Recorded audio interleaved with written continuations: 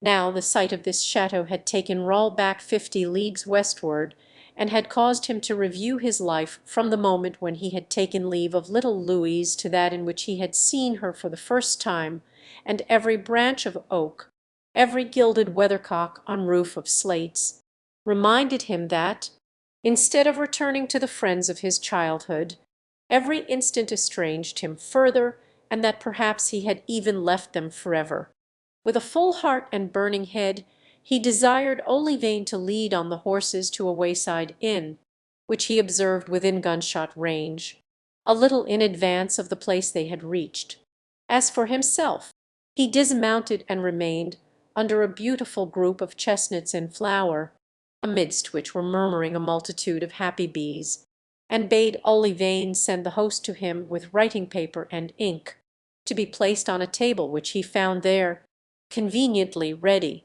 Olivain obeyed and continued on his way, whilst Roll remained sitting, with his elbow leaning on the table, from time to time gently shaking the flowers from his head, which fell upon him like snow, and gazing vaguely on the charming landscape spread out before him, dotted over with green fields and groups of trees.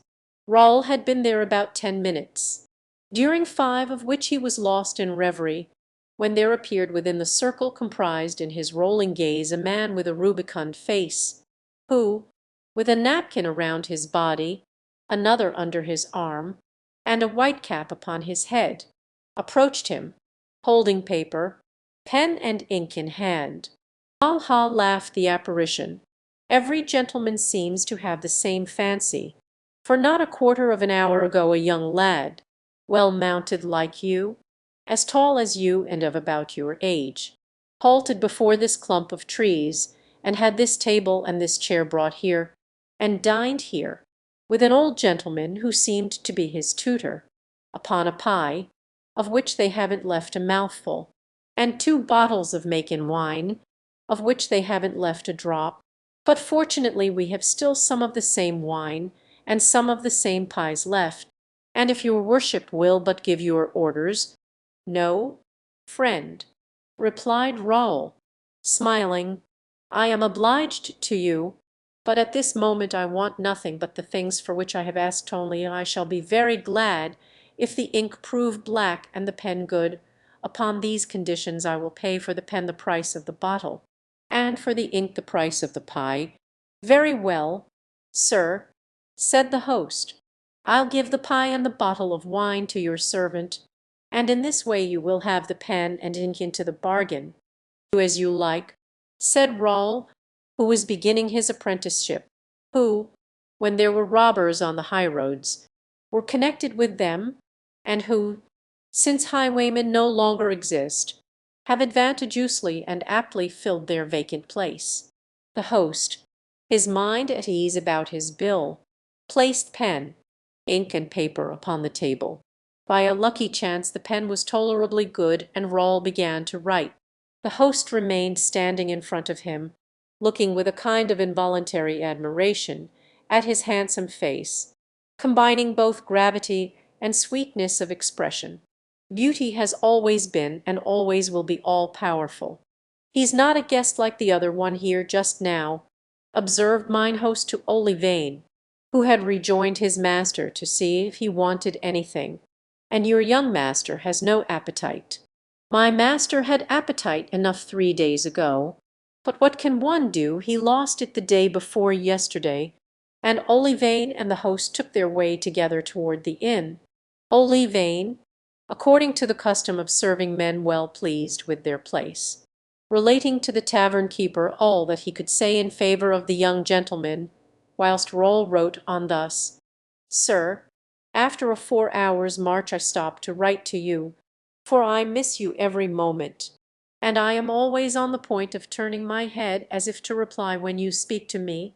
I was so bewildered by your departure and so overcome with grief at our separation, that I am sure I was able to but very feebly express all the affection and gratitude I feel toward you. You will forgive me, sir, for your heart is of such a generous nature that you can well understand all that has passed in mine. I entreat you to write to me, for you form a part of my existence, and, if I may venture to tell you so, I also feel anxious. It seemed to me as if you were yourself preparing for some dangerous undertaking, about which I did not dare to question you, since you told me nothing. I have, therefore, as you see, great need of hearing from you. Now that you are no longer beside me, I am afraid every moment of erring. You sustained me powerfully, sir, and I protest to you that today I feel very lonely. Will you have the goodness, sir, should you receive news from Blois, to send me a few lines about my little friend Mademoiselle de la Vallière, about whose health, when we left, so much anxiety was felt. You can understand, honored and dear guardian, how precious and indispensable to me is the remembrance of the years that I have passed with you. I hope that you will sometimes, too, think of me, and if at certain hours you should miss me, if you should feel any slight regret at my absence, I shall be overwhelmed with joy at the thought that you appreciate my affection for and my devotion to yourself, and that I have been able to prove them to you whilst I had the happiness of living with you. After finishing this letter Rawle felt more composed. He looked well around him to see if Olivain and the host might not be watching him, whilst he impressed a kiss upon the paper, a mute and touching caress, which the heart of Athos might well divine on opening the letter. During this time Olivain had finished his bottle and eaten his pie. The horses were also refreshed. Rawle motioned to the host to approach, threw a crown upon the table, mounted his horse, and posted his letter at Senlis. The rest that had been thus afforded to men and horses enabled them to continue their journey at a good round pace. At Verberie, Rawle desired Olivain to make some inquiry about the young man who was preceding them. He had been observed to pass only 3/4 of an hour previously, but he was well mounted, as the tavern keeper had already said, and rode at a rapid pace.